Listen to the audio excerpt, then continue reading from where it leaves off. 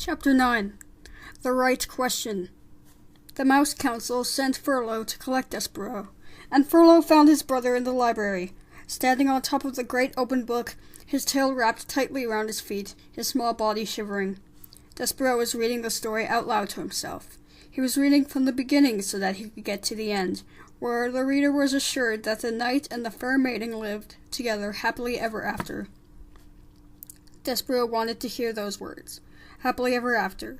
He needed to say them aloud. He needed some assurance that this feeling he had for the Princess P, this love, would come to a good end.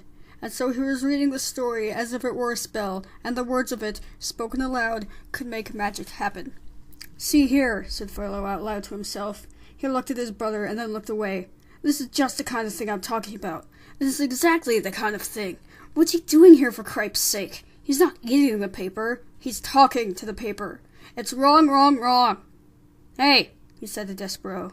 Despereaux kept reading. "Hey," shouted Furlough. "Despereaux, the Mouse Council wants you."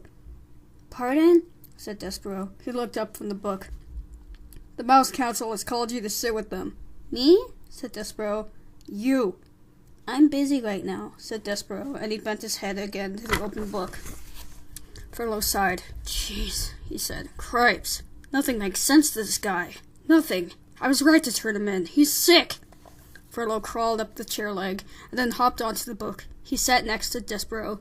He tapped him on the head once, twice. "Hey," he said. "The Mouse Council isn't asking. They're telling. They're commanding. You have to come with me. Right now." Despereaux turned to Furlough. "Do you know what love is?" he said. "Huh?" "Love." Furlough shook his head. You're asking the wrong question," he said.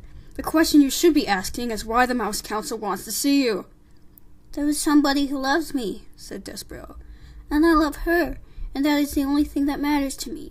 "Somebody who loves you? Somebody who you love?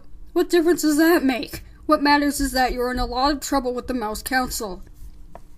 "Her name," said Despereaux, "is P." "What?" "The person who loves me. Her name is P." "Cripes," said Furlough. "You're missing the whole point of everything here. You're missing the point of being a mouse. You're missing the point of being called to sit with the Mouse Council. You've got to come with me. It's the law. You've been called." Despereaux sighed. He reached out and touched the words "fair maiden" in the book. He traced them with one paw, and then he put his paw to his mouth. "Cripes," said Furlough. "You're making a fool of yourself. Let's go." "I honor you," whispered Despereaux. "I honor you."